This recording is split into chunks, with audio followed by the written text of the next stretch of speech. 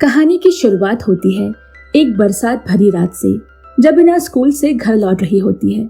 रात के करीब 8 बजे हैं। आसमान से तेज बारिश हो रही है और हर चीज में एक अजीब सा सन्नाटा और डर समाया हुआ है, जैसे कुछ बहुत बुरा होने वाला है। इना एक अनाथ लड़की है जो अपने अंकल के साथ रहती है। उसके माता पिता की एक दुखद दुर्घटना में मौत हो चुकी है। जब वो घर पहुंचती है तो बार बार अपने अंकल को आवाज देती है, लेकिन घर में अजीब सी खामोशी पसरी हुई है। अचानक उसे लगा कि जैसे उसने किसी चीज पर पैर रख दिया हो। नीचे झुककर देखा तो उसे एक अजीब सा पजल का टुकड़ा मिला, जिसका डिजाइन समझ से बाहर है। तभी उसकी नजर लिविंग रूम में पड़ी अपने अंकल की लाश पर जाती है। कोई उन्हें पीछे से स्क्रू ड्राइवर से गले में मार चुका था। इना दहशत में जम सी जाती है। जब पुलिस आई तो उन्हें देखते ही पहचान गई। उसके अंकल कभी इसी पुलिस डिपार्टमेंट के हेड हुआ करते थे। अब केस की जांच इंस्पेक्टर जीन को सौंप दी जाती है। जांच शुरू होती है और इना के कमरे में वही स्क्रू ड्राइवर मिलता है जैसा हत्या में इस्तेमाल हुआ था। शक की सुई सीधा इना की तरफ घूमती है। पूछताछ में इना बिल्कुल बिखरी हुई सी लगती है। वो कहती है, प्लीज मुझे कुछ याद नहीं है, मेरा दिमाग बिल्कुल खाली है। मैं जब से उस घर में घुसी हूँ सब धुंधला है। जीन को शक होता है कि इना झूठ बोल रही है, जानबूझकर भूलने का नाटक कर रही है। कोई सबूत न होने के बावजूद वो पूछताछ जारी रखते हैं। वो कहते हैं, तुम्हारे अंकल की मौत उसी वक्त हुई जब तुम घर पर आई। ये महज इत्तेफाक नहीं हो सकता। और वैसे भी लोगों ने बताया कि अंकल और तुम्हारे बीच पैसे को लेकर अनबन थी। इना गुस्से में बोल पड़ती है, ये सब तुमने अपने मन से गढ़ा है। हमारे बीच कोई झगड़ा नहीं था, कोई प्रॉपर्टी का मामला नहीं था। मैं सच कह रही हूँ, मुझे कुछ याद नहीं। पर अगर सच ढूंढना चाहते हो तो दूसरे लोगों को भी शक के दायरे में लाओ।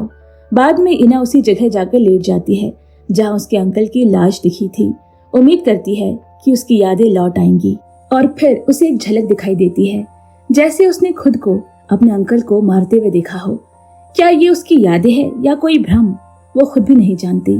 वो फिर से उस पजल पीस की बात याद करती है जो उसने फर्श पर पाया था। वो दौड़ती हुई जीन के पास जाती है और कहती है, अगर तुम्हें असली कातिल चाहिए तो उसी पजल टुकड़े से शुरुआत करो। वही इकलौता सुराग था जो उसने छोड़ा था। 10 साल बीत जाते हैं। इना पूरी तरह बदल चुकी है। बाल छोटे कर लिए हैं, दिल से सख्त हो चुकी है। ऊंचाई से छलांग लगाना जैसे उसका जुनून बन गया है। जिंदा महसूस करने का तरीका। हर थ्रिल के बाद वो थेरेपी सेशन में जाती है। अब भी उसी रात की सच्चाई जानने की कोशिश करती है। एक दिन थेरेपिस्ट पूछती है, कैसी हो अब? वो थकी हुई आवाज में कहती है, अभी रात में 5 मिनट से ज्यादा सो नहीं पाती। वही डरावने सपने बार बार आते हैं। किसी के साथ बात करने जाऊं तो दिमाग सुन्न हो जाता है, जैसे कोई शब्द ही ना बचे हो। उधर जीन अब भी उसी केस में अटका है। एक दिन वो कोरियन बेकरी जाता है जो एक औरत चलाती है। पता चलता है कि वो औरत इना की रिश्तेदार है, जिसका इटालियन पति है और जो उस घटना के बाद कुछ दिनों के लिए कोरिया आई थी। जीन उसे पूछताछ करता है तो वो सिर्फ इतना कहती है, मैं बस अपने भाई को याद करने आई थी और कुछ नहीं। एक दिन जीन के ऑफिस में इना उसका इंतजार करते मिलती है। वो बताती है कि इन सालों में वो उसे दूर से देखती रही, उम्मीद में कि एक दिन वो उसकी बात पर यकीन करेगा। लेकिन जब उसे अब भी वही संदेह भरी नजरों से देखता है तो वो चुपचाप चली जाती है। तय कर चुकी है कि अब वो अकेले ही सच्चाई ढूंढेगी। अब वो एक क्रिमिनल एनालिस्ट बन चुकी है, तेज, तगड़ी और बेहद समझदार। उसे एक नया केस मिलता है। एक 10 साल का बच्चा अपने कंप्यूटर के सामने मरा पाया गया, पीछे से चाकू मारा गया है। इना तुरंत जांच में लग जाती है। वो देखती है कि कमरे का हर कोना साफ सुथरा है, जैसे कातिल को सब मालूम था। फिर उसे छोटे भाई के कमरे में ढेरों अवार्ड्स मिलते हैं और बड़े भाई के कमरे में हर चीज पर उसका नाम लिखा है, जैसे खुद को साबित करने की कोशिश हो। बड़ा भाई ही पुलिस को फोन करता है, पर बयान देते वक्त वो सिर्फ माँ बाप की प्रतिक्रिया की बात करता है, भाई की मौत की नहीं। भावनाएं एकदम गायब। इना कहती है, कातिल वही है। वो अपनी टीम को सारी थ्योरी समझाती है और लौट जाती है। थोड़ी देर बाद उसका डिपार्टमेंट हेड आता है और कहता है, तुम्हारा शक सही निकला, बड़ा भाई ही दोषी है। लेकिन वो कहता है कि उसे कुछ याद नहीं। ये सुनते ही इना के दिमाग में कुछ क्लिक करता है। शायद उसे पूछताछ करते हुए मैं खुद भी वो भूली हुई बात याद कर सकूं। कहानी यहीं पर खुली रह जाती है। क्या इना सच में निर्दोष है या वो अपने ही अतीत का सामना नहीं कर पाई? एक पहेली जो अभी अधूरी है। एक रात जो आज भी उसके सपनों में जिंदा है और एक सच जो सिर्फ यादों की उलझनों में कहीं गुम है। इना ने उस लड़के से सच्चाई निकलवाने के लिए मनोवैज्ञानिक तरीके अपनाए। बिना चीखे चिल्लाए बस चुपचाप उसके दिमाग में घुसती रही और आखिरकार लड़का टूट गया। उसने ना सिर्फ अपने भाई की हत्या कबूल की बल्कि उस दिन के और भी कई छिपे राज खोल दिए। उधर जीन अपने साथी वांग और अफसर अमजद के साथ डिनर पर था। बातों बातों में वो कहता है कि वो इना के करीब आने की कोशिश कर रहा है ताकि एक दिन वो खुद पर से पर्दा उठाए और वो जान पाए कि वो सच में दोषी है या नहीं। पर उसके मन में अब भी वही पुराना शक है कि शायद इना ने ही अपने अंकल की हत्या की है। जीन एक बार फिर इना के स्कूल से उसके घर तक के रास्ते का दौरा करता है। टाइमिंग मिलाने के लिए हर बार यही निकलता है। इना ठीक उसी वक्त घर पहुंची जब अंकल की हत्या हुई। वो इना के घर के बाहर बार बार मंडराने लगता है, यहाँ तक कि एक दिन हाउस मेड उसे स्टॉकर समझकर पुलिस को फोन कर देती है। इसी बीच मोंग जो नाम की एक महिला अपने बार से निकलती है और लाल रंग की कार में तेज रफ्तार से चली जाती है। एक महिला अफसर रावण जो गश्त पर थी ट्रैफिक उल्लंघन देखकर पीछा करना चाहती है पर रुक जाती है क्योंकि वो अपने कलीग का इंतजार कर रही थी। दूसरी तरफ इना घर लौटती है तो एक डिलीवरी बॉय उसे एक पीले रंग का लिफाफा देता है जिसमें नए पजल का एक पीस होता है, अगले डिजाइन का। वो घबरा जाती है, दौड़कर अपने कमरे में जाती है और पुराने टुकड़े निकालकर जोड़ने की कोशिश करती है। दोनों टुकड़े एक ही पजल के हिस्से लगते हैं। अब वो बुरी तरह घबरा जाती है, बार बार जीन को फोन कर रही है पर वो जवाब नहीं देता। दरअसल जीन अपने माँ के घर पर है। हर हफ्ते की छुट्टी पर वो वहीं जाता है। इना वहीं चली जाती है पर उसकी माँ बताती है कि वो आज नहीं आया। इना फिर पार्किंग में अपनी कार ढूंढने जाती है पर याद नहीं आ रहा कि कहाँ खड़ी की थी। तभी एक कोने में खड़ी लाल कार पर उसकी नजर जाती है। कार की लाइट्स बार बार झपक रही है। वो पास जाकर देखती है तो कार में एक औरत की लाश होती है, गले में रस्सी बंधी हुई।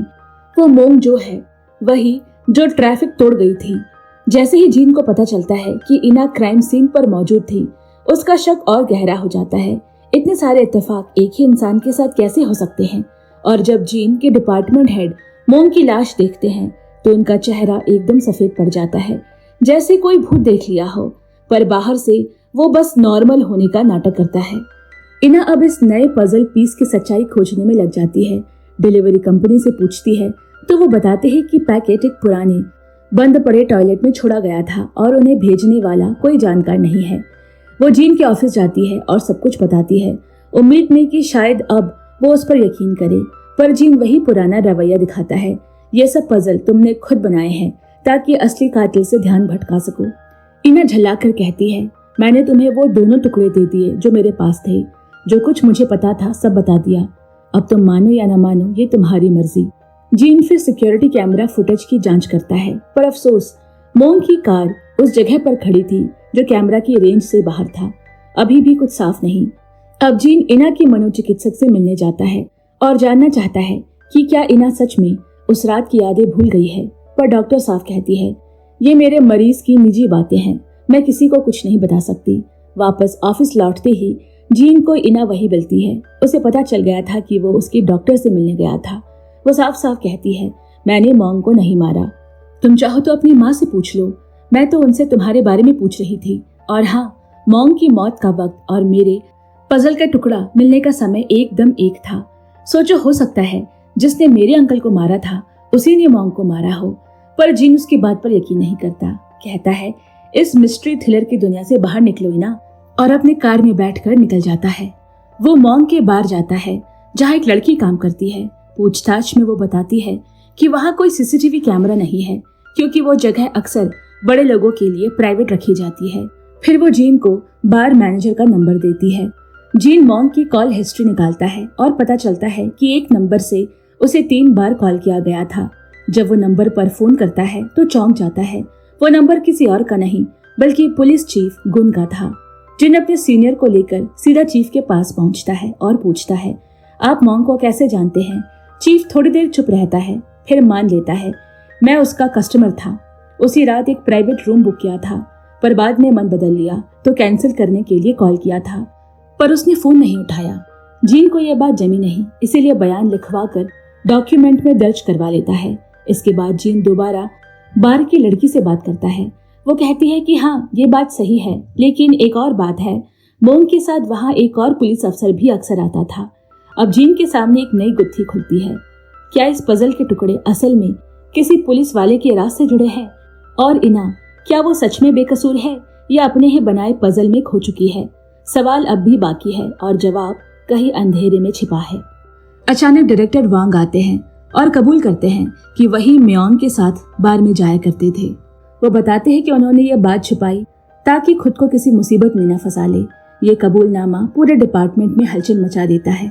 अब एक नई जांच शुरू होती है। हर उस पुलिस वाले से फिर से पूछताछ होती है जो म्योंग से जुड़ा हो सकता है, लेकिन बात मीडिया तक पहुंच जाती है और ये मामला एक बड़ा स्कैंडल बन जाता है। धीरे धीरे कई अफसर जीन से नाराज होने लगते हैं क्योंकि उसी ने ये सब खोदकर बाहर निकाला। तभी बार में काम करने वाली लड़की दोबारा जीन से संपर्क करती है। इस बार वो उसे एक और पुलिस वाले का नाम देती है जो मोंग के साथ पार्टी में आता था, और ये नाम सुनकर जीन हैरान रह जाता है। अमजद, उसका करीबी दोस्त। जीन उसे मिलने जाता है। पहले दोस्ताना अंदाज में बातें करता है। अमजद कहता है, हाँ भाई, मैं कभी कभी मोंग के साथ बाहर ड्रिंक करता था, बस इतना ही। उस रात तो मैंने उसे बस उसकी कार तक छोड़ा था क्योंकि थोड़ी हवा चाहिए थी। उसके बाद क्या हुआ मुझे कुछ नहीं पता, मैं उसमें शामिल नहीं हूँ। अब जीन बुरी तरह उलझ चुका था। हर किसी पर शक हो रहा था। जिन पर वो भरोसा करता है वही लोग उससे कुछ छुपा रहे हैं।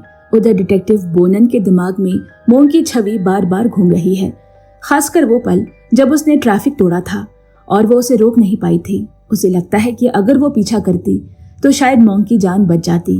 अब वो दूर से ही केस की निगरानी कर रही है ताकि किसी शक के घेरे में न आए। इसी बीच इना पुलिस ट्रेनिंग एकेडमी में नए रिक्रूटर्स को लेक्चर देती है। लेक्चर के बाद वो अपने दिमाग में सब कुछ जोड़ने लगती है। अंकल की हत्या, मोंग की मौत और दोनों केस में मिला पजल पीस। अब उसे यकीन हो गया है कि कातिल एक ही है दोनों के पीछे। उसकी सबसे बड़ी समझ ये है कि कातिल भावनात्मक रूप से बेहद संतुलित इंसान है। कातिल ने मोंग को घर तक छोड़ा, पर हत्या तब की जब वो गैरेज में गाड़ी पार्क कर रही थी, यानी वो कुछ जानकारी का इंतजार कर रहा था। इतनी सारी सोच के बाद जब इना घर लौटती है तो जैसे दरवाजा खुल जाता है। वो सारी यादें जो अब तक दबी थी अचानक लौट आती है। अब हमें फ्लैशबैक में ले जाया जाता है उस दिन की जब इना घर में घुसी थी और अपने अंकल को खून से लथपथ जमीन पर पड़ा देखा था, और उस पल उसने शीशे में कातिल का चेहरा देखा था। पर डर इतना था कि उसने अनदेखा करने का नाटक किया क्योंकि उसे लगा कि अगली बारी उसकी हो सकती है। उस सदमे और अपराध बोध के कारण उसने सब कुछ भुला दिया, खुद को मजबूर किया कि वो कुछ न याद करे। अगले दिन इना अपना बैग उठाती है और पुलिस स्टेशन पहुंचती है। अब वो मोंग के केस की जांच टीम का हिस्सा बन चुकी है। जिन उसे देखकर हैरान रह जाता है। जो लड़की खुद शक के घेरे में है वो अब जांच अधिकारी कैसे बन गई? वो उसे अलग से ले जाकर सवाल करता है। इना साफ साफ कहती है, अब सब याद आ गया है, कातिल उस दिन मेरे साथ ही अपार्टमेंट में था। प्लीज अब शक करने के बजाय असली गुनहगार को पकड़ने में मेरी मदद करो। पर जिन उसकी बातों से और चढ़ जाता है, कहता है, बड़ों से बातें करने की तमीज रखो। इना मुस्कुराती है और चुटकी लेते हुए कहती है, ठीक है अंकल, अब तो हम एक छोटी सी फैमिली रखते हैं, और फिर बिना कुछ कहे चली जाती है। इसके बाद वो अपने थेरेपिस्ट के पास जाती है। दुनिया में वही एक इंसान है जो उस पर यकीन करती है। थेरेपिस्ट उसे कहती है, तुमने कुछ गलत नहीं किया, कभी कभी भाग जाना भी साहस होता है, और जो या तुम्हारा दिमाग तुम्हें देता है वही तुम्हारा सच बन जाता है। उधर जीन एक बार फिर गैरेज का सीसीटीवी फुटेज देखने बैठता है। ये 5वीं बार है। इस बार वो वीडियो को जूम करता है, ब्राइटनेस बढ़ाता है और देखता है कि मोंग की गले में पहले से रस्सी बंधी हुई थी। इसका मतलब कि कातिल ऑफिस से निकलने के समय से ही उसके साथ कार में था। अब जीन सीधे क्राइम सीन पर जाती है और वहाँ इना पहले से मौजूद थी, हाथ में एक फल की प्लेट लिए। वो मुस्कुरा कर कहती है, अब तो मान गए ना कि मैं कातिल नहीं हूँ। वो अपने सारे निष्कर्ष समझाती है। कातिल ने उसे ड्राइव के दौरान इसलिए नहीं मारा क्योंकि उसे मोंग से कुछ खास जानकारी चाहिए थी, और जैसे ही वो मिली उसने उसे मार डाला। फल की प्लेट के बारे में पूछने पर इना बताती है, मैं यहाँ रहने वाली उसी महिला के लिए लाई थी, पिछली बार जल्दी में निकल गई थी, ठीक से नहीं मिली। वो जीन की माँ की बात कर रही है। इसके बाद वो जीन के साथ उसकी माँ के घर जाती है। खाना शुरू होते ही माँ इना से तरह तरह के सवाल पूछती है। हर सवाल ऐसा कि वो लड़की को पूरी तरह से समझ सके। और फिर जीन की माँ ने सब कुछ खोल कर रख दिया, कोई बात छिपाती नहीं। आखिरकार जीन खाना खत्म करता है और इना को बाहर लेकर जाता है। रास्ते में इना कहती है, मैंने ये सब तुम्हें परखने के लिए किया। अगर चाहती तो लड़ती, चिल्लाती, पर मैंने चुना कि मैं तुम्हें समझूं, क्योंकि मुझे लगा कि तुम वाकई एक अच्छे इंसान हो जिस पर भरोसा किया जा सकता है। अब तुम्हारी बारी है, देखो क्या मैं भी उस भरोसे के काबिल हूँ या नहीं। अब सवाल सिर्फ जीन का नहीं था, क्या हम सच को पहचान सकते हैं जब वो डर और धोखे की परछाई में छिप रहा हो, या फिर हर आईना सिर्फ उतना ही दिखाता है जितना हम देखने को तैयार होते हैं। अगले दिन जब जीन ऑफिस पहुंचा तो उसे एक हैरानी भरा पैकेट मिला। इना ने खुद उसे अपना पार्सल केस फाइल भेज दिया है ताकि वो बिना सिरदर्द लिए उसके बारे में सही से समझ सके। उधर इना ने भी पूरी तैयारी के साथ एक रिपोर्ट बनाई और टीम मीटिंग बुलाई, जहां उसने अपनी सोच और शक जाहिर किए, लेकिन किसी ने उसकी बात को गंभीरता से नहीं लिया। सबको लगा कि जैसे वो कोई मिस्ट्री फिल्म का सीन एक्ट कर रही हो। उसी दिन जीन मॉन्ग के पिता मिस्टर बॉन्ग से मिलने निकलता है। पुलिस कई बार उन्हें कॉल कर चुकी है कि उनकी बेटी की मौत हो चुकी है, पर उन्होंने कभी जवाब नहीं दिया। तभी एना अचानक उसकी कार की पैसेंजर सीट पर आकर बैठ गई। बिना इजाजत, बिना पूछे उसने मुस्कुराकर कहा, तुम्हें मेरी जरूरत पड़ेगी। मैं छोटी छोटी पर अहम बातों पर ध्यान देती हूँ। वैसे भी मुझे साथ रखकर तुम्हारा कोई नुकसान नहीं होगा।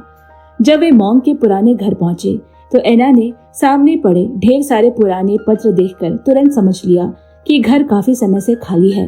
पड़ोसियों से बात करके पता चला कि मॉन्ग के पिता को उम्र और याददाश्त की दिक्कत के कारण एक केयर होम में शिफ्ट कर दिया गया है। अब दोनों उस सेंटर की तरफ निकलते हैं। वहां नर्स बताती है कि मिस्टर बॉन्ग की हालत बेहद खराब है और उन्होंने वहां आकर एक भी शब्द नहीं बोला। लेकिन एना को याद था कि मॉन्ग 17 साल की उम्र में अपने पिता से भाग गई थी, तो उसने एक तरकीब सोची। स्कूल की लड़की बनकर खुद को मॉन्ग बताते हुए उनके सामने आई। जैसे ही उसने कहा, डैडी मैं आ गई, पिता भावुक हो गए। उन्होंने एना का हाथ थाम लिया और ऐसे बात करने लगे जैसे वो वाकई उनकी बेटी हो। वे पूछते हैं उस लड़के के बारे में जिसे मॉन्ग डेट करती है, जिसे वो शुरू से नापसंद करते थे। उसी वक्त जीन पड़ोसियों से बात करता है जिसने मिस्टर बॉन्ग को केयर सेंटर भेजा था। पड़ोसी बताता है कि जब मॉन्ग वापस आई थी तो एक आदमी के साथ थी। उसका रवैया बिल्कुल बदल चुका था और वो पिता को बिल्कुल भी पसंद नहीं था। इसके बाद जीन मॉन्ग के पुराने घर जाता है, जहां उसे फिर से एना पहले से मौजूद मिलती है। वो कहती है कि वो मॉन्ग और उसके बॉयफ्रेंड से जुड़े कुछ सबूत ढूंढने आई है, खासकर कोई फोटो। और फिर मॉन्ग की एक पुरानी दराज में से उन्हें एक फोटो भी मिल जाती है। जीन फौरन उस तस्वीर को उस बार वर्कर को भेजता है जो पहले मॉन्ग के साथ काम करती थी। वो आदमी को पहचान लेती है, उसका नाम लिन है। जब मॉन्ग ने बार में काम शुरू किया था, लिन सबसे महंगी बोतल खरीदकर उसे सेलिब्रेट करने आया था, लेकिन फिर वो गायब हो गया और 1 महीने पहले फिर से अचानक लौटा। गुस्से से भरा हुआ मॉन्ग से पैसे की मांग की और झगड़े में कह डाला कि जिसमें तू रह रही है वो अपार्टमेंट कभी मेरा हुआ करता था। उसी वक्त जीन को अपने बॉस की कॉल आती है। लिन के फिंगरप्रिंट्स मॉन्ग की कार से मिले हैं। वे तुरंत उसके रेस्टोरेंट पहुंचते हैं, लेकिन लिन भाग चुका होता है। अब वे उसकी तलाश शुरू करते हैं और सीसीटीवी फुटेज से पता चलता है कि उसने अपनी कार एक सुनसान जगह पर पार्क की और गायब हो गया। जीन खुद उस जगह जाता है जहाँ की दीवार बहुत ऊंची होती है, लेकिन फिर भी वो चढ़ता है और अपने दोनों हाथ बुरी तरह जख्मी कर बैठता है। फिर जब वो लिन की कार की तलाशी लेता है तो उसमें वही रस्सी मिलती है जो मॉन्ग की हत्या में इस्तेमाल हुई थी। थोड़ी देर बाद एक असिस्टेंट बताता है कि लिन ने अपने क्रेडिट कार्ड से एक होटल में कमरा बुक किया था, वहीं पास जहां उसने कार छोड़ी थी। टीम होटल पहुंचती है। जिन कमरे में घुसते ही महसूस करता है कि कुछ गड़बड़ है। बाथरूम से एक अजीब सी बदबू आ रही है।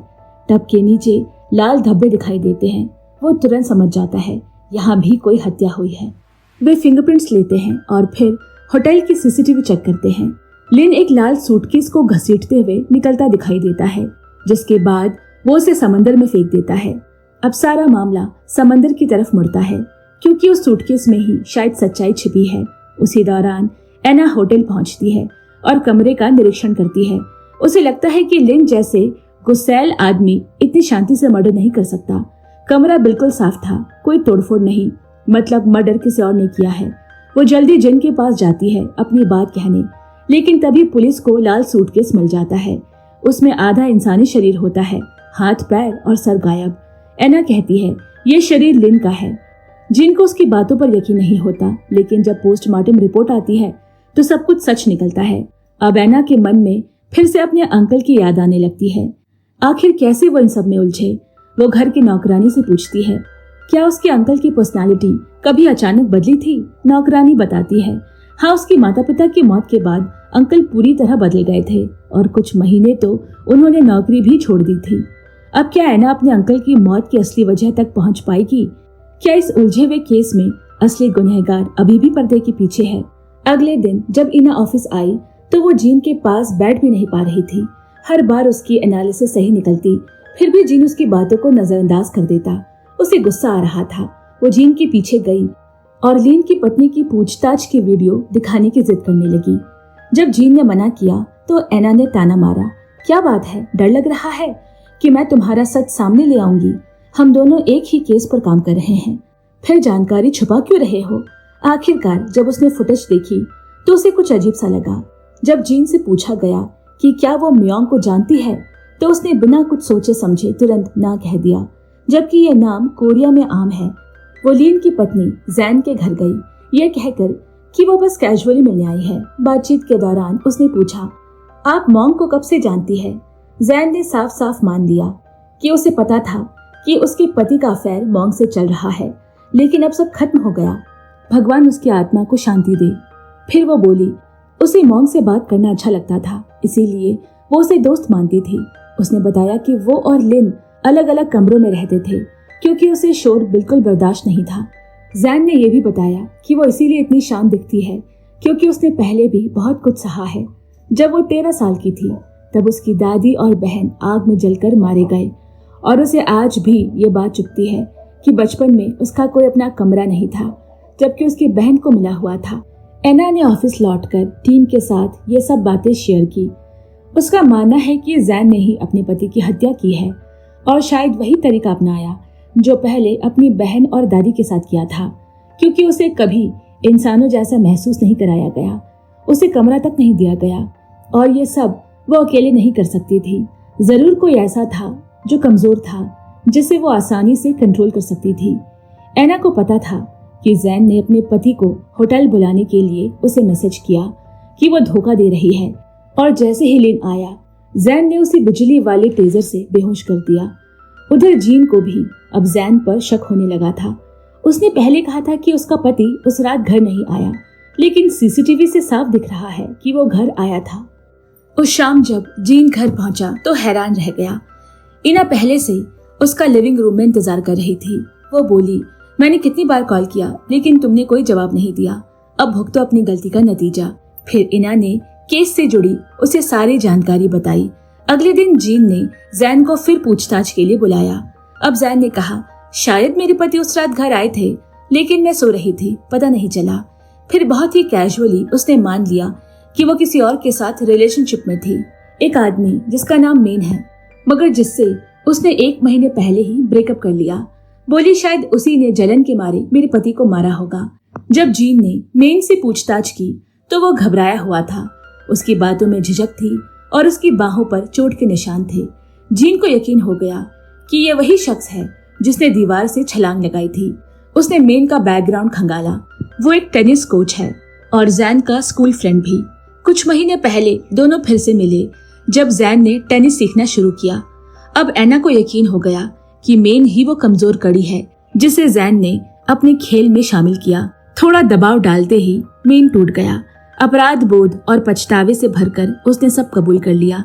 कैसे क्या हुआ, कहाँ बाकी लाश के टुकड़े मिलेंगे, सब बता दिया। आखिरकार केस उलझ गया। अगले दिन एना ऑफिस में सबके लिए गिफ्ट्स लेकर आई। अब वो ऑफिशियली टीम में वापस चली गई।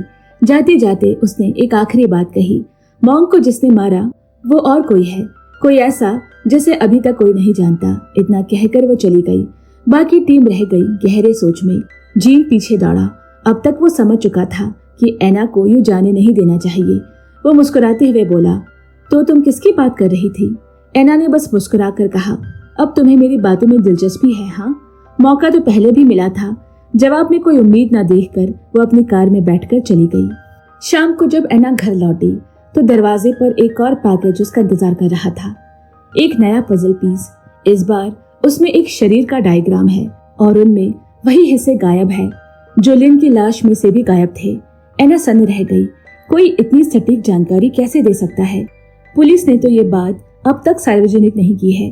क्या ये अब भी जैन और उसके पति की पारिवारिक लड़ाई का मामला है या फिर ये केस कहीं और गहराई तक जुड़ा है?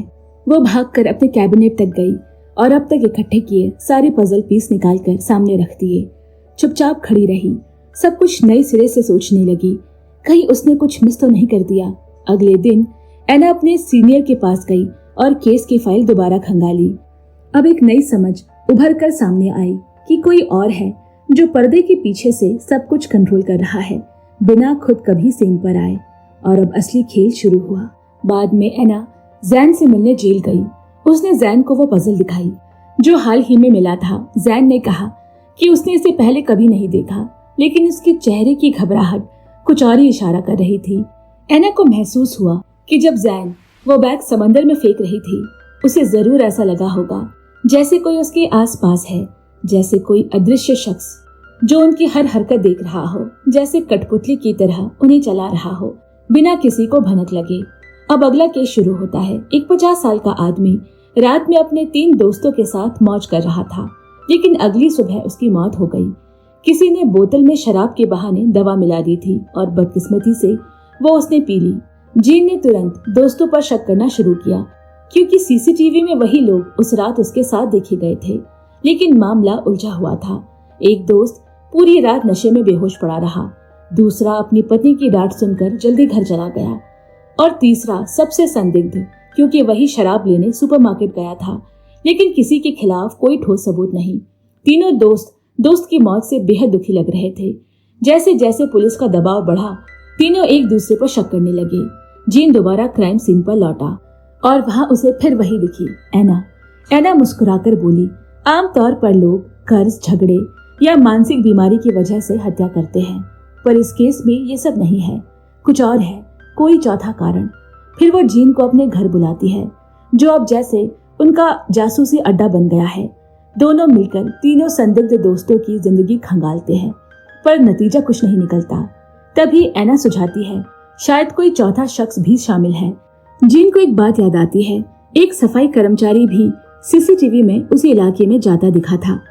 जब उसे बुलाकर पूछताछ की गई तो वो सीधा साधा इंसान निकला, लेकिन उसने एक चौंकाने वाली बात बताई। मृतक ने पिछले साल अपने बेटे को खो दिया था और उसके दोस्तों का इसमें कुछ हाथ था। अब एक नया शक पैदा हुआ। जीन और एना मृतक के घर जाते हैं। घर बिल्कुल साफ और बहुत ही व्यवस्थित था, कुछ ज्यादा ही साफ। शक हुआ कि कहीं मरने वाले ने खुद ही वो जहर नहीं मिलाया था जिससे वो और उसके दोस्त मर जाएं। फिर अगले दिन जिन ने तीनों दोस्तों को बुलाया और बेटे की मौत की सच्चाई पूछी। फ्लैशबैक शुरू होता है। मृतक का बेटा पढ़ाई के लिए फैक्ट्री में काम करता था, समझदार और नेक लड़का था। एक दिन एक दोस्त ने उसे मशीन वाला एक काम अकेले करने को कह दिया, जबकि वो नया था। लड़का बुरी तरह घायल हो गया और दोस्त डरकर भाग गए, कहीं उन पर इल्जाम न लग जाए। लड़का इलाज न मिलने से मारा गया। इतनी भयानक सच्चाई जानने के बाद भी एना सोच में डूब जाती है। अगर वो आदमी दोस्तों को मारना चाहता तो खुद जहर क्यों पिया? वो अपने थेरेपिस्ट के पास जाती है। थेरेपिस्ट समझाती है वो आदमी चाहता था कि उसके दोस्त जिंदगी भर उस गिल्ट में जिए कि उनकी वजह से उसका दोस्त मर गया। शाम को जब जिन घर लौटा तो वहाँ एन पहले से होती है। उसने रात का खाना तैयार कर रखा होता है। वो फ्रिज से बोतल निकालकर हंसते हुए पूछती है, अगर तुम उसकी जगह होते तो खुद को मारते या दूसरों को? जीन बिना सोचे उसका दिया ग्लास पी जाता है। अब वो पूरी तरह उस पर भरोसा करता है जैसे वो उसका साथी हो। फिर एना एक और नया पजल का पीस निकालती है। वो बताती है कि इन केसेस में कुछ शिकार असल में शिकार नहीं बल्कि असली राक्षस थे। कोई है जो ये सब जोड़ रहा है। हर केस का हिस्सा उसे भेजा जा रहा है ताकि वो और जिन साथ मिलकर इसकी तह तक पहुंच सके। अगली सुबह जिन की आंख खुलती है तो वो पाता है कि वो कब सोया पता ही नहीं चला और एना कब गई ये भी नहीं। तभी दरवाजा खुलता है और एना हंसते हुए कहती है, कहा था ना 3 से ज्यादा मत पीना। अब जिन तय करता है कि वो अपना घर ही उसकी सीक्रेट इन्वेस्टिगेशन बेस बनाएगा, क्योंकि पुलिस स्टेशन तक अब शक होने लगा है। कि कोई अंदर से मिला हुआ है। एना उसे हिम्मत देती है। मैंने तुम्हारे लिए स्पेशल कॉफी मंगाई है, यूं ही काम नहीं करवाने वाली। अब दोनों फिर से केस की फाइलों पर नजर डालते हैं। उन्हें उस दिन की कॉल हिस्ट्री में एक नाम मिलता है, दानसू। जीन जानकारी इकट्ठा करने की सोचता है, लेकिन एना पहले ही दानसू की कंपनी पहुंच चुकी होती है। वो सामने बैठकर दानसू से पूछती है, तुमने उस आदमी को कितनी बार कॉल किया? 3 बार एक ही दिन में। ऐसे कोई अजनबी को कॉल नहीं करता। दानसू टालम टोल करने लगता है। तभी एना उसके डर से खेलने लगती है। हथियारा एक एक करके सबको मार रहा है, अगला नंबर तुम्हारा भी हो सकता है। वो डरावना सीन सामने रखती है। सोचो, पंखे में सुई छुपा दी जाए और एक हल्की सी हरकत में वो तुम्हारी नस काट दे। दानसू बुरी तरह डर जाता है और एना को बाहर निकालने के लिए सिक्योरिटी बुला लेता है।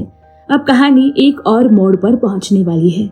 इधर जैन पीड़ित की पत्नी से मिलने जाता है और उसके पति की मानसिक हालत के बारे में पूछता है, लेकिन पत्नी बस इतना ही कहती है कि थेरेपी इतनी महंगी है कि कोई भी पागल हो जाए। ये सुनकर जीन गुस्से में आ जाता है और बिना कुछ कहे बाहर निकल जाता है।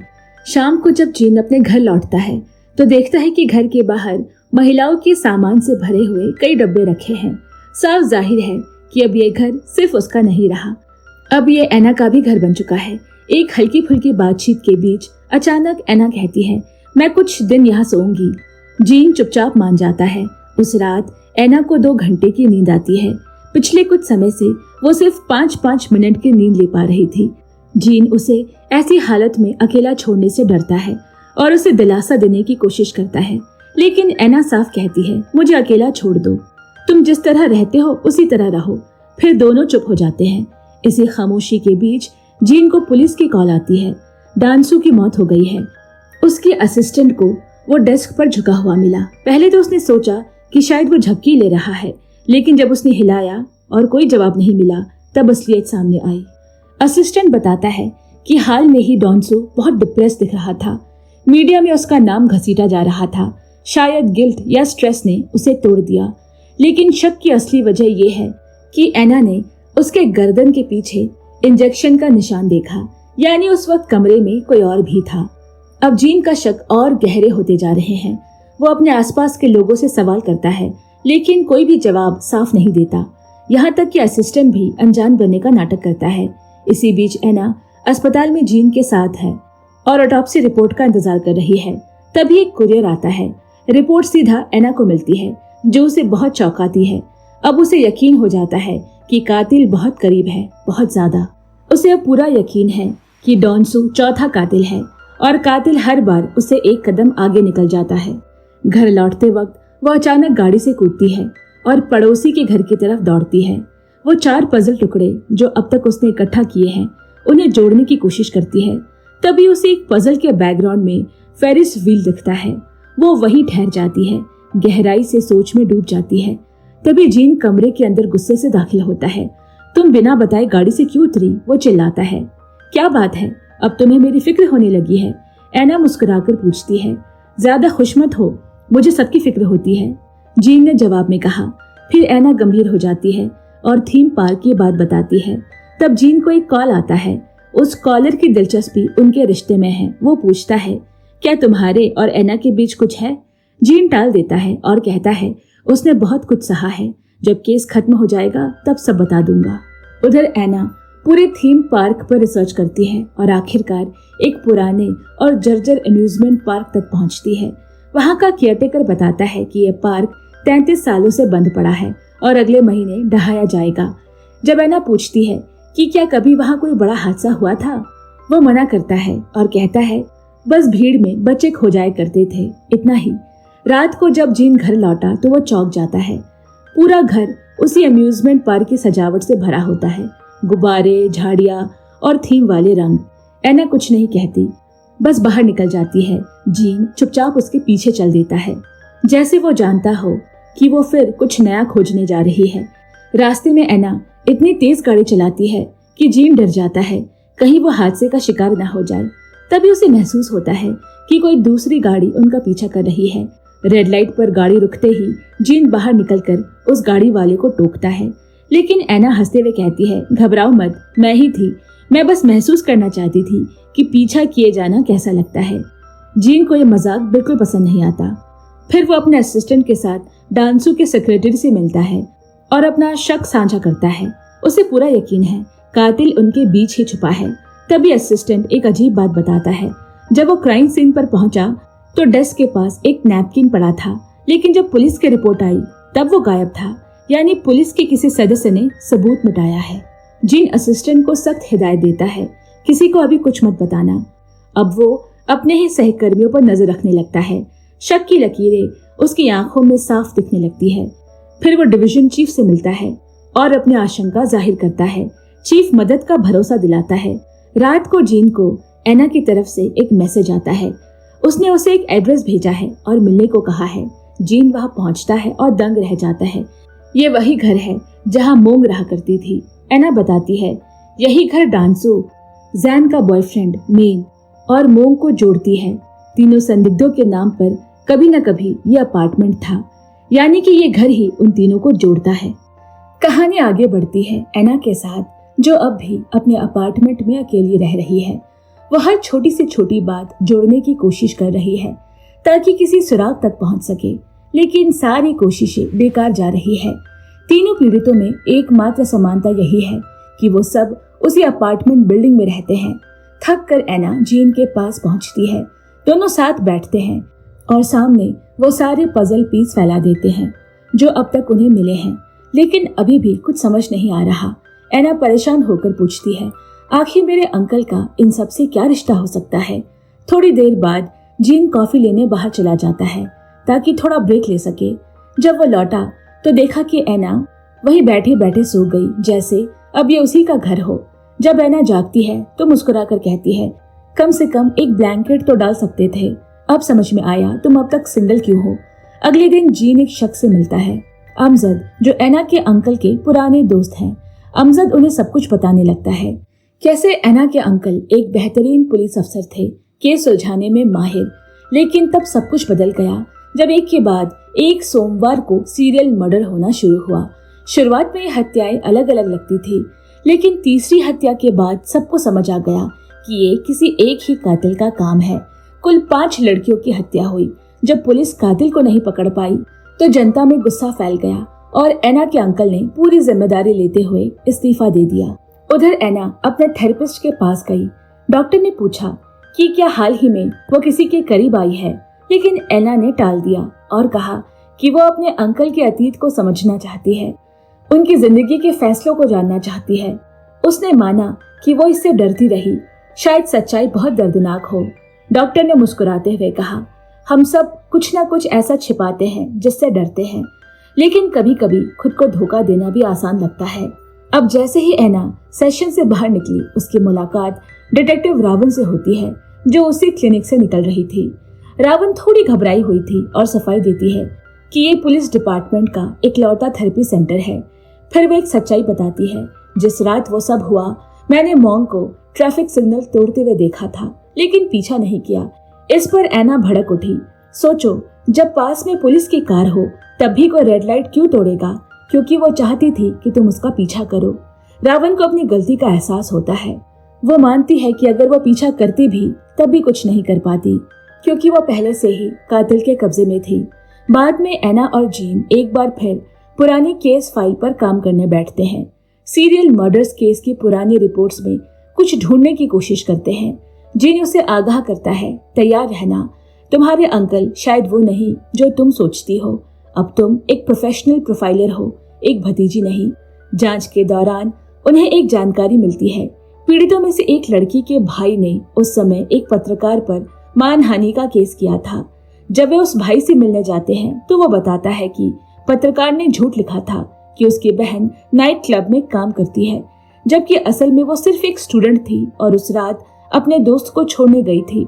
उस झूठ ने उसकी बहन की इज्जत मिट्टी में मिला दी थी। उसी मुलाकात के दौरान उन्हें पता चलता है कि एना के अंकल की मौत भी उसी पत्रकार से मिलने के बाद हुई थी।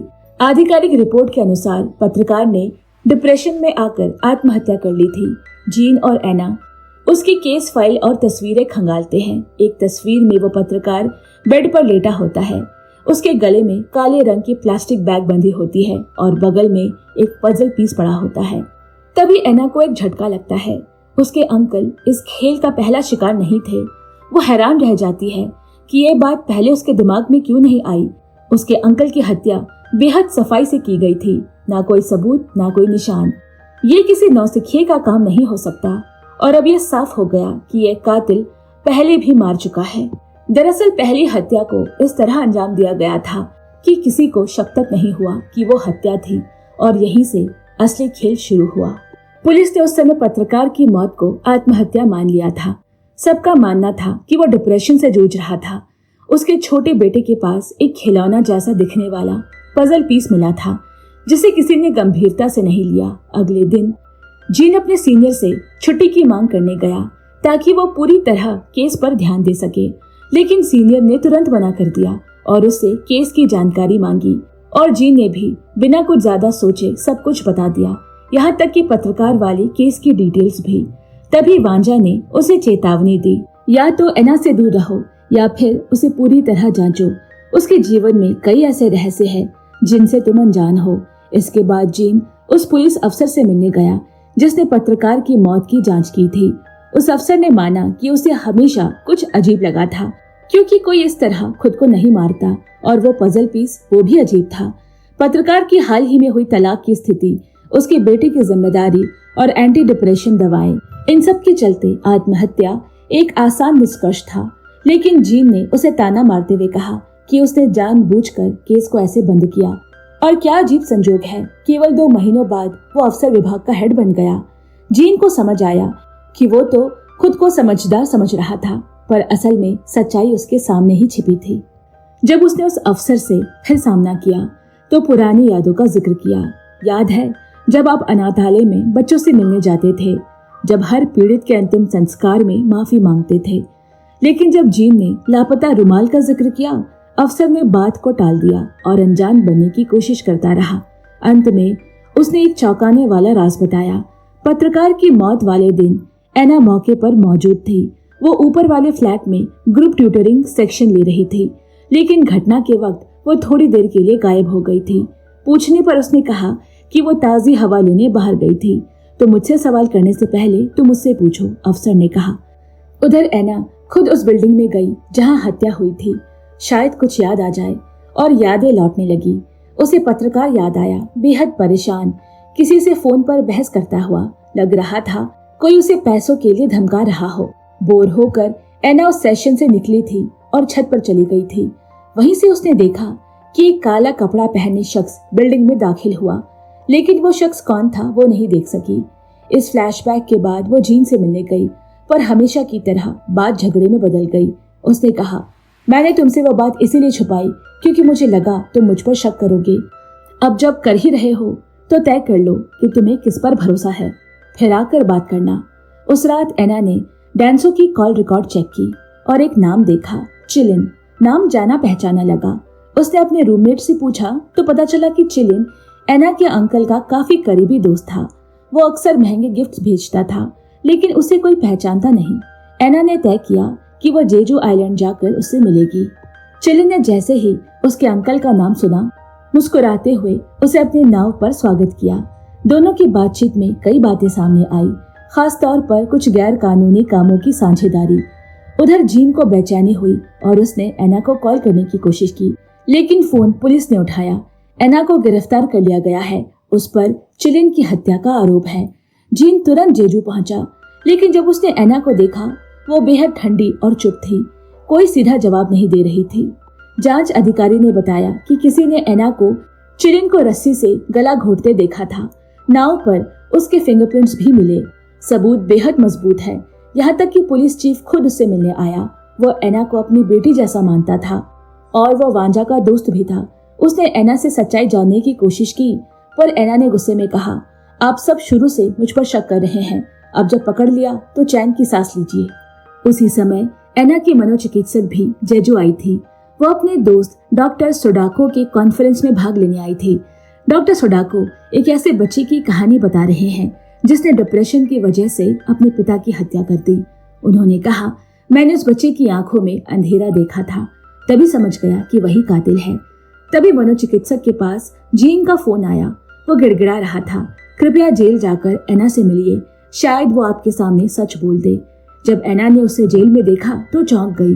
क्या इत्तेफाक है, हम दोनों इस टापू पर हैं और साथ ही एक ही हत्या की जांच चल रही है। उसे इस बात पर और भी हैरानी हुई कि डॉक्टर को उस पर भरोसा था, मगर एना ने कोई भाव नहीं दिखाया। जाने से पहले उसने डॉक्टर को एक नया पजल पीस दिया जो जीन को देना था।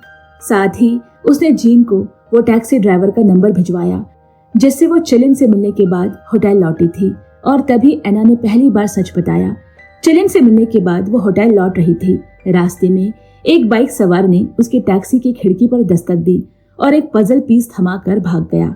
तभी उसे एहसास हुआ कि असली कातिल हर पल उस पर नजर रखे हुए था, यहाँ तक कि उसे होटल भी पता था। एना ने बताया कि उसने खुद को फंसाया ताकि देख सके कौन उस पर शक करता है, क्योंकि कातिल उसे किसी बड़ी साजिश का मोहरा बना रहा है। अब जो भी उससे मिलने जेल में आया था सब पर शक बन गया है। सबसे पहले उसने खुद अपने मनोचिकित्सक पर शक किया। आपने मेरा केस क्यों लिया? डॉक्टर थोड़ी असहज हुई लेकिन बोली, तुम खुद आई थी मेरे पास। डॉक्टर सांग से असहज होकर ट्रांसफर मांगा था। मैं तो सिर्फ कॉन्फ्रेंस के लिए यहाँ हूँ, ये बस एक इत्तेफाक है। एना ने मुस्कुराते हुए धन्यवाद कहा, लेकिन भीतर से संतुष्ट नहीं थी। वो सीधे डॉक्टर सांग के क्लिनिक पहुंची, लेकिन वहाँ कोई नहीं था। उधर जैन भी अपने पुराने थाने लौटा जहाँ पर वो पहले काम करता था। उसे शक है कि कोई पुरानी बात इस केस से जुड़ी हुई है। वही एक पुराना सहयोगी ने बताया कि वांजा कभी अपने बारे में कुछ नहीं बताता। एक रात जब साथ बैठे थे, वांजा अचानक उठा और कहा कि उसके भाई को कुछ हो गया है। बाद में पता चला उसी रात एना के अंकल की मौत हुई है। जैन चौंक गया। वांजा तो अनाथालय में पला था, उसका कोई भाई नहीं है। और जिस मोहल्ले में वो पार्टी चल रही थी वहीं पास में एना के अंकल रहते थे, सिर्फ 10 मिनट की दूरी पर। अब सारी कड़ियां जुड़ने लगी है। पुलिस प्रमुख ने एना की बात को गंभीरता से लिया और एक स्पेशल टीम बनाई। एना भी इसका हिस्सा बनी क्योंकि सबका केंद्र वही है। शाम को एना ने जीन से मुलाकात की और सारा कुछ बताया। उसे ये भी पता चला कि अब तक की सभी घटनाएं किसी न किसी रूप में एक ही बिल्डिंग से जुड़ी थी। वो बिल्डिंग जहाँ कभी जीन भी रह चुका है। अब उसे डर लगने लगा कि अगला निशाना वो खुद भी हो सकता है। उसने एना से पूछा, क्या तुम्हारे माता पिता ने कभी अपनी पुरानी जिंदगी के बारे में तुम्हें कुछ बताया था? और फिर कहा, तुम्हारे माता पिता और मेरे माता पिता बहुत करीबी दोस्त थे और मेरा एक बेटा भी था, ठीक तुम्हारी उम्र का। एना सन्न रह गई। ये सब बातें उसके लिए एकदम नहीं थी। अगले दिन जब वो काम से घर लौटी तो देखा वांजा उसके घर के बाहर खड़ा है। वो गुस्से से बोली, अब क्या मारने आए हो? पता है ना हर जगह कैमरे लगे हैं। मगर वांजा सीधा मुद्दे पर आया। उस दिन जब तुमने पत्रकार को ऊपर छत से देखा तो कुछ अजीब देखा था क्या? एना ने कहा, ये सब 10 साल पहले हुआ था, मुझे ठीक से याद नहीं, लेकिन कुछ याद आया तो बता दूंगी। वांजा चुपचाप चला गया। उधर जीन को अब पूरी तरह यकीन हो गया है कि अपराध स्थल से गायब रुमाल वांजा ने ही चुराया है। उसने उस असिस्टेंट को बुलाया जिसने सबसे पहले इस रुमाल की बात बताई थी। वो दोनों मिलकर उस असिस्टेंट पर हिप्नोसिस यानी कि सम्मोहन प्रयोग करते हैं ताकि उसकी यादें लौटा सके। धीरे धीरे असिस्टेंट को वह पल याद आने लगता है और आखिरकार उसे पहचान हो जाती है कि वो रुमाल किसने उठाया था, वांजा। जीन तुरंत वांजा को गिरफ्तार करने पहुंचा, मगर उससे पहले ही वांजा खुद थाने आ गया। सबके सामने उसने कबूल कर लिया, मैंने रुमाल उठाया था। हाँ, मैंने ही उन सब की हत्या की है। ये मेरा ही हाथ है, मुझे गिरफ्तार करो। ये सुनकर पूरी टीम दंग रह गई। जीन को गहरा झटका लगा। उसने वांजा से पूछा, तूने ये सब किया और मुझे भनक तक नहीं लगी? क्या ये सब सिर्फ एक नाटक था? वांजा शांत रहा और बोला, मैंने पहले ही कहा था, जब तक सच्चाई पूरी ना जान लो किसी पर भरोसा मत करना। अब वो तभी कुछ बताएगा जब प्रेस मौजूद होगी, क्योंकि अब बहुत कुछ सार्वजनिक करना जरूरी है। बाद में जब पुलिस ने उसके घर की तलाशी ली तो पाया कि उसने अपना घर ऐसे युवकों के लिए शेल्टर बना दिया है जो कि ऑर्फनेज से बाहर निकलने के बाद कहीं और नहीं जा सकते, क्योंकि ऑर्फनेज 18 साल की उम्र के बाद बच्चों को बाहर कर देता है। वांजा ने उन बेघर लड़कों को अपने पास रख लिया। ये बात एना के दिल को छू गई। वो खुद उस जगह को देखने गई। उसकी नजर हमेशा सबसे अलग होती है। वहां से कोई खास सुराग तो नहीं मिला, लेकिन उसने वांजा की फिश टैंक उठाकर जीन को दे दी और कहा, इनका ख्याल रखना। ये एक छोटा सा इशारा था जिससे वो जीन के दुख को थोड़ा हल्का करना चाहती थी। एना ने उसे तसल्ली दी, तुमने कुछ गलत नहीं किया, लेकिन उसके मन में एक शक पलने लगा था। शायद वांजा असली कातिल को जानता है और उसे बचा रहा है। इसके बाद वे उस अनाथालय में गए जहां वांजा पला बड़ा था। वहां उसने वांजा के बचपन के सबसे करीबी दोस्तों से मुलाकात की ताकि वांजा को और अच्छे से समझा जा सके। दोस्तों ने बताया कि वांजा बहुत नेकदिल इंसान था, एक ऐसा लड़का जो मक्खी तक नहीं मार सकता। लेकिन पुलिस अकेडमी में भर्ती होने के बाद उसकी शख्सियत में बदलाव आ गया। उस दोस्त ने कहा वो इंसाफ के लिए नहीं बल्कि किसी खास इंसान की तलाश में पुलिस में गया था। लेकिन जब एना और जीन ने जानना चाहा तो वो रुक गया और बोला ये उसकी निजी बात है, मैं कुछ नहीं बता सकता। इतना जानने के बाद जीन को यकीन हो गया कि वांजा असली हत्यारा नहीं हो सकता। उन्होंने उसे रिहा कर दिया और कहा अब की बार हमारा समय जाया मत करना, तुम्हारे खिलाफ कोई सबूत नहीं है। इसके बाद एना सीधा डॉक्टर सांग के पास गई और बोली ये जो कहानी है ना उस लड़के की जिसने अपने बाप को मारा, तुम बार बार वही कहानी क्यों दोहराते हो? कहीं वो लड़का तुम खुद तो नहीं? डॉक्टर सांग मुस्कुराया और शांत स्वर में बोला उस कहानी से मेरी भावनाएं जुड़ी है, इसीलिए मैं उसे बार बार कहता हूँ, बस इतना ही। फिर बात को टालते हुए बोला मेरी कुछ अपॉइंटमेंट्स हैं, मुझे वहां जाना होगा। अगले दिन जीन को उसके असिस्टेंट का फोन आया। वो वांजा की लोकेशन ट्रैक कर रहा था। उसने बताया कि वांजा किसी नए जगह की ओर बढ़ रहा है, शायद किसी नए अपराध स्थल की ओर। ठीक उसी वक्त शहर के मेयर और उनका एक साथी एक फार्म हाउस में पक्षियों का शिकार कर रहे हैं। वे बातें कर रहे हैं कि कैसे ये जमीन जल्द ही पब्लिक रोड बनने वाली है जिससे सबको फायदा होगा। तभी लोकेशन ट्रैक दिखाता है कि वांजा उसी फार्म की ओर बढ़ रहा है। शायद उसे अंदाजा हो गया है कि कोई उसका पीछा कर रहा है, इसीलिए वो छिप गया। फिर अचानक वो असिस्टेंट के पीछे आकर उसे बेहोश कर देता है और उसकी बंदूक लेकर मेयर की ओर बढ़ता है। दूर से वांजा देखता है कि कोई और शख्स मेयर और उसके साथी पर बंदूक ताने खड़ा है। वांजा बहादुरी दिखाते हुए सामने आकर उन्हें बचाने की कोशिश करता है, लेकिन तभी उसे गोली लगती है सीधे कंधे पर। जब तक जीन वहां पहुंचा, वांजा जमीन पर गिरा होता है, होश खोता हुआ। जीन उसे बचाने की पूरी कोशिश करता है। वांजा ने फुसफुसाते हुए कहा मैं रोकना चाहता था लेकिन देर हो गई। उन्हें बता देना ये सब जो कर रहा है वो बुरा नहीं है, वो मेरे लिए कर रहा है और जो मरे वो इसके हकदार थे। इतना कहकर वांजा बेहोश हो जाता है। कुछ ही देर में एम्बुलेंस पहुंचती है और मेयर को अस्पताल ले जाया जाता है। उसे आईसीयू में भर्ती किया गया है। अब मीडिया में भी ये केस सुर्खियों में आ गया है। अब इसे एक जुड़ी हुई हत्या श्रृंखला सीरियल किलिंग की तरह देखा जा रहा है। मीडिया ने एक पहेली के टुकड़े की तस्वीर भी दिखा दी। साफ है कि ये एना ने लीक किया है। उसे पूरा यकीन है कि हत्यारा हर चीज के जरिए एक बड़ा संदेश देना चाहता है और ये देश दुनिया को सुनाना चाहता है। और ठीक 1 घंटे बाद हत्यारे ने मीडिया को एक नई पहेली का टुकड़ा भेजा। मानो उसकी बात सही साबित हो गई हो। देश भर में यह मामला छा गया। उसी समय मेयर ने अपनी आखिरी सांस ली। जब डाकिया से पूछा गया कि ये टुकड़ा कहाँ से आया, उसने बताया पोस्ट में आया था। कोई नाम पता नहीं था। अब टीम के पास कोई नया सुराग नहीं है, तो उन्होंने एक इमरजेंसी मीटिंग बुलाई ताकि सारी कड़ियों को जोड़ा जा सके। जीन ने मीटिंग में कहा हर बार जब भी कुछ हुआ वो यूनिटी बिल्डिंग के आसपास हुआ, और हैरानी की बात यह है कि हर बार एना किसी न किसी तरह शामिल रही, कभी सीधे कभी परोक्ष रूप में। जब भी कुछ गलत हुआ एना वही थी। बाद में एना दोबारा उस जगह गई जहां मेयर की हत्या हुई थी। वो वहां जाकर हर बात को दोबारा अपने मन में दोहराने लगी। आखिर हुआ क्या था? एक सवाल बार बार उसे परेशान कर रहा था कि कातिल आखिर इतनी जल्दी में क्यों था। थोड़ा सोच विचार करने के बाद उसे समझ आया कि कातिल जल्दी में इसीलिए था क्योंकि उसने वांजा को वहां देख लिया था और वांजा के कुछ करने से पहले ही वो मेयर को मार देना चाहता था। जब टीम ने मेयर की मौत की मेडिकल रिपोर्ट देखी तो उन्हें पता चला कि उसकी आईवी फ्लूइड में किसी ने धीरे धीरे असर करने वाला जहर मिलाया है। इसका मतलब साफ है, कातिल या तो अस्पताल में काम करता है या उसके वहां तक पहुंचने का कोई तरीका जरूर है।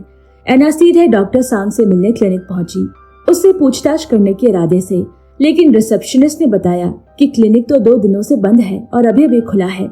जब एना डॉक्टर सांग के ऑफिस में उसका इंतजार कर रही थी तो उसकी नजरें दीवारों पर लगे एक पेंटिंग पर पड़ी। उसकी साइन देखकर एना चौंक गई। ये बिल्कुल वैसा ही था जैसा पजल आर्ट में दिखा था। अब शक और गहरा हो गया।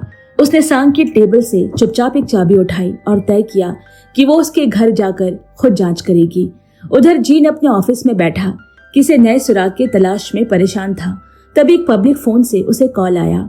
एक अजीब आवाज ने पूछा, तुम इतने यकीन से कैसे कह सकते हो कि जिसने पजल बनाया वही हत्याएं कर रहा है? इसके बाद लाइन कट गई। पुलिस ने उस कॉल की लोकेशन ट्रेस की और पास में खड़ी एक कार की सीसीटीवी फुटेज चेक किया। वहां से पता चला कि कॉल करने वाला और कोई नहीं, डॉक्टर सांग था। इसी दौरान एना सांग के घर पहुंच चुकी थी। उसने घर की तलाशी ली और साफ हो गया कि पजल के टुकड़े वही बनाता है, लेकिन हत्याओं से उसका कोई लेना देना नहीं। घर का माहौल एक कलाकार जैसा था, ना कि किसी अपराधी जैसा। उसी समय जीन ने एना को कॉल किया और बताया कि सांग ने पब्लिक बूथ से फोन किया था, लेकिन एना ने कहा वो बेगुनाह है, उसने शायद सिर्फ आर्ट वर्क बनाया है, बिना ये जाने कि इसका इस्तेमाल कैसे होगा। फिर एना उसी बिल्डिंग के नीचे वाली फ्लोर पर गई जहां उसकी थेरेपिस्ट रहती है। जैसे ही उसने अपार्टमेंट में कदम रखा, उसे एक झटका लगा।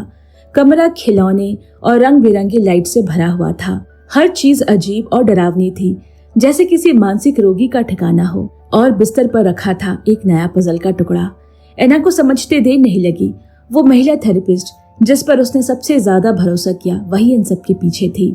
उधर जीन डॉक्टर सांग से पूछताछ कर रहा था। सांग ने कहा वो ऐसा नहीं कर सकती, वो तो किसी मासूम बच्चे से भी ज्यादा मासूम है, मैं उसे जानता हूँ। तभी एक पुलिस वाला कमरे में दाखिल हुआ और टेबल पर पजल का टुकड़ा रख दिया। पूछा गया ये क्या है? सांग ने कहा मुझे नहीं पता, मैंने बस इसे बनाया है जैसे ये खुद मेरे जहन में आ गया हो। फिर एक खबर आई कि एक बड़े नेता की गुमशुदगी दर्ज की गई है। पुलिस को यकीन हो गया कि अगला अपराध अब यही होगा। सांग ने बताया कि वो महिला थेरेपिस्ट उसके कॉलेज की दोस्त थी। वो दोनों उसी बिल्डिंग में रहते और काम करते थे। वो जगह उसी ने चुनी थी।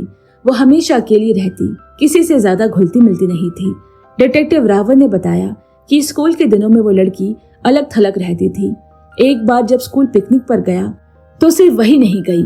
जब उसे पूछा गया कि वो क्यों नहीं आई तो उसने कहा था मुझे ऐसी जगहों से नफरत है। जब मैं 7 साल की थी मेरी माँ ने मुझे एक अम्यूजमेंट पार्क में छोड़ दिया। अगर वो कभी दोबारा मिली तो मैं उसे खत्म कर दूंगी। अब एना उसी अम्यूजमेंट पार्क गई जहाँ की वो बात कर रही थी और वहाँ उसे एक पुराने पोस्टर मिले, एक बच्ची के गुमशुदा होने का पोस्टर, और वो बच्ची और कोई नहीं, वही थेरेपिस्ट थी। इस बीच जीन उसी अनाथालय पहुंचा ताकि वांजा के पुराने दोस्त से मिलकर ये जान सके कि वो आखिर किसे ढूंढ रहा था। वो दोस्त अब भी दुख में डूबा हुआ था। उसने बताया कि वांजा कभी एक रेस्टोरेंट में काम करता था जिसे एक महिला चलाती थी। उस महिला की बेटी अचानक एक दिन गायब हो गई। वांजा ने उसकी मदद करने की कोशिश की। वही रेस्टोरेंट अब यूनिटी बिल्डिंग बनकर खड़ा है। अब जीन और एना ने सारी कड़ियां जोड़ी और कहानी 20 साल पीछे चली गई। उस समय वो इलाका सिर्फ एक बाजार हुआ करता था जहां सरकार ने वहां यूनिटी बिल्डिंग बनाने की योजना बनाई तो बाजार खाली करवाने के लिए आधी रात में उसे जला दिया गया। कई लोग बच निकले, कुछ मारे गए, जिनमें थेरेपिस्ट की माँ भी थी। उस समय वांजा जो कि सिर्फ एक स्टूडेंट था और थेरेपिस्ट की माँ दोनों जिंदगी के लिए संघर्ष कर रहे थे। एना के अंकल जो इस केस के पुलिस अधिकारी थे को रिश्वत दी गई और सच्चाई को दबा दिया गया। बदले में उसे भी यूनिटी बिल्डिंग में फ्लैट मिला।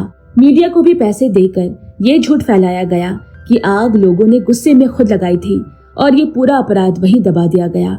उस रात जब एना अपने घर पहुंची तो उसे किसी की मौजूदगी का एहसास हुआ। शीशे में देखा तो थेरेपिस्ट पीछे खड़ी थी। उसे याद आया कि ये बिल्कुल उसी रात की तरह है जिस रात उसके अंकल की हत्या हुई थी। थेरेपिस्ट बोली, बधाई हो, तुम ठीक हो गई हो, अब तुम्हें थेरेपी की जरूरत नहीं। एना स्तब्ध रह गई। उसे एहसास हुआ कि वो जिसे सबसे ज्यादा भरोसेमंद समझती थी वही असली हत्यारिन निकली।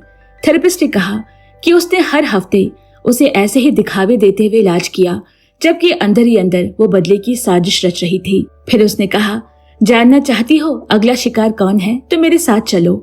अब एना का एक ही मकसद है, अगली हत्या को होने से रोकना। वो कार में बैठ गई। जैसे ही जीन का फोन आया थेरेपिस्ट ने फोन छीनकर बाहर फेंक दिया। फिर बोली, जब से मेरे माता पिता मारे गए मैं हर रात यही सोचती रही कि कोई मेरे तलाश क्यों नहीं कर रहा। और फिर जब तुम भी कुछ सेशन के बाद आना बंद कर दिया तो मैंने तुम्हारे पास वो पजल देखा और सोचा क्यों ना कहानी को आगे बढ़ाया जाए। एना ने पूछा, तो तुमने मुझे मारा क्यों नहीं? थेरेपिस्ट बोली, क्यों मारती, तुम्हारा इसमें कोई दोष ही नहीं और मैंने ये भी नहीं चाहता कि वांजा को कुछ हो, लेकिन उसने सब कुछ खुद ही जान लिया और बीच में आ गया। उसने बताया कि वांजा को रुमाल देखकर सच्चाई का अंदाजा हो गया था। वो उसे रोकने आया था। उसने मुझसे कहा था कि अगर मैं रुक जाऊं तो वो केस बंद कर देगा, मगर उसके लिए ये सब रोकना मुमकिन नहीं था। एना ने पूछा, अगर वांजा ने तुम्हें रोका ना होता तो क्या वो अभी जिंदा होता? थेरेपिस्ट ने हंसते हुए कहा, वही पुराना सवाल, सब यही पूछते हैं, लेकिन सच कहूँ कुछ नहीं बदलता। यह सब हमारी किस्मत में था। वो उसे यूनिटी बिल्डिंग ले गई, बताया कि जिस नेता को सब ढूंढ रहे हैं वो मॉन्क के अपार्टमेंट में है। एना ने चाबी ली और दौड़ पड़ी उसे बचाने के लिए। उसी वक्त जीन को सब समझ आ गया और वो पुलिस के साथ वहां पहुंचा। उसे लगा कि यही सब कुछ खत्म होगा, लेकिन जब एना कमरे में पहुंची तो वहां सिर्फ नीता का जैकेट और एक नया पजल का टुकड़ा रखा था। तभी जीन ने देखा कि छत से एक आदमी गिरा और वो वही नेता था। वो सभी ऊपर की ओर भागे और जीन वहां एना को देखते ही भड़क गया। तुम उस पर कैसे भरोसा कर सकती हो? एना स्तब्ध रही। उसने एक बार फिर उसी थेरेपिस्ट पर भरोसा किया और फिर धोखा खा गई। वो पजल टुकड़ा पूरी तरह काला था, एकदम खाली। सब हैरान थे। अब सब कुछ फिर से शुरुआत से समझना होगा। फिर उन्हें एहसास हुआ कि आखिर ये अपराध उसी जगह होगा जहां से थेरेपिस्ट की पीड़ा शुरू हुई थी, वो पुराना अम्यूजमेंट पार्क। जीन को कॉल आया, थेरेपिस्ट अपनी माँ की कब्र पर गई है। सीसीटीवी में दिखा कि वो कब्र के बाहर खड़ी है चुपचाप, और फिर चली गई। एना को उसकी अगली चाल समझ आ गई। वो पार्क की ओर दौड़ी और वहां झूले पर अकेली बैठी थी थेरेपिस्ट। उसने बताया कि यही उसकी माँ ने उसे छोड़ा था। हर साल वो यहीं आती थी, सोचती थी कि शायद माँ वापस आएगी, मगर धीरे धीरे उम्मीदों ने दम तोड़ दिया। और वहां मेरी माँ उस छोटे से रेस्टोरेंट को सालों तक इसीलिए चलाती रही क्योंकि उन्हें लगा कि मैं लौट कर आऊंगी, लेकिन मेरी यादों ने धोखा दे दिया। मैं इतनी छोटी थी कि मुझे कुछ याद ही नहीं रहा। एना ने उसे समझाने की कोशिश की कि तुम्हारा बदला पूरा हुआ। मेरे अंकल, वो नेता, वो पत्रकार और शहर का मेयर, सब इसमें मिले हुए थे। अब सब खत्म हुआ। शायद अब तुम्हें अपनी जिंदगी को एक दूसरा मौका देना चाहिए, एना ने कहा। लेकिन थेरेपिस्ट मुस्कुराई और शांत स्वर में कहा, मैं खुशहाल अंत में यकीन नहीं करती। अब और नहीं सहा जाता मुझसे। मैं पहले ही 8 लोगों की जान ले चुकी हूँ। उस पल को तोड़ते हुए अचानक जीन वहां पहुंच गया, हाथ पे बंदूक लेकर। तुम्हें गिरफ्तार किया जाता है, कृपया शांति से हमारे साथ चलो, जीन बोला। थेरेपिस्ट ने उसकी ओर देखा और धीमे से बोली, मैं कभी नहीं समझ पाई कि लोग जिंदगी से इतनी मोहब्बत क्यों करते हैं। इसमें ऐसा क्या है जो छोड़ना मुश्किल हो? फिर बिना कुछ कहे उसने लाइटर जलाया। चारों तरफ से पेट्रोल की गंध आ रही थी। उसने आग जला दी और चुपचाप जाकर एक किनारे बैठ गई। उसका चेहरा भावहीन था। बाद में जब एना से पूछताछ की गई, क्योंकि वो आखिरी इंसान थी जो थेरेपिस्ट के साथ थी, उसने कुछ भी बताने से इनकार कर दिया। उसने कहा, मुझे कुछ याद नहीं। जीन ने उसके फैसले की इज्जत की और कोई सवाल नहीं किया। घर लौटकर एना ने खुद को एक कमरे में बंद कर लिया। वो सब कुछ जो उसने देखा सुना था अब उसकी आत्मा पर बोझ बन चुका था। जीन हर दिन आता, अपने असिस्टेंट के हाथों कॉफी भिजवाता, उम्मीद में कि शायद एना बाहर आ जाए। आखिरकार एक दिन एना ने हिम्मत जुटाई। उसने अपनी नौकरी से इस्तीफा दे दिया। अब उसे आगे काम करना मुमकिन नहीं। कुछ दिन बाद वो फिर उसी पार्क आई जहाँ सब कुछ शुरू हुआ था। वहाँ गेट के बाहर जीन उसका इंतजार कर रहा था। तो आखिरकार तुम अपनी गुफा से बाहर आ ही गई, उसने मुस्कुराकर कहा। उसने कोशिश की कि एना की पुरानी जिज्ञासा वापस लौटे, एक नए केस की बात शुरू की, लेकिन अब वो एना नहीं रही जो पहले हुआ करती थी। फिर भी जीन उसे घर ले आया। दोनों ने साथ खाना खाया। अगले दिन एना एक लाइव टीवी शो में नजर आई। उसने थेरेपिस्ट की पूरी कहानी दुनिया के सामने रख दी। काफी समय बीत गया। फिर जीन को एक नया केस मिला। दिन दहाड़े एक महिला की हत्या कर दी गई। उसका शव सड़क के बीचों बीच इस तरह रखा गया था मानो कोई पुतला हो। उसकी चोट पर एक अजीब सजावट की गई थी। जीन उस जगह खड़ा सब कुछ देख रहा था, उलझा हुआ। तभी पीछे से एना की आवाज आई, हत्यारा यही कहीं का है। उसने जानबूझकर यहीं छोड़ा जैसे कोई 8 पीस हो। जीन की आंखों में चमक आ गई। वो वापस आ गई थी। और ये तुमने कैसे जाना, उसने पूछा। एना ने अपने बैग से एक नया पजल पीस निकाला। दोनों खामोश खड़े रहे, हैरान। और यही इस रहस्यमय सफर का अंत होता है। अगर आपको ये कहानी पसंद आई हो तो चैनल को सब्सक्राइब करें, बेल आइकन दबाएं और वीडियो को लाइक करना बिल्कुल ना भूलें। तब तक के लिए मैं आप सभी से विदा लेती हूँ। Bye bye and take care.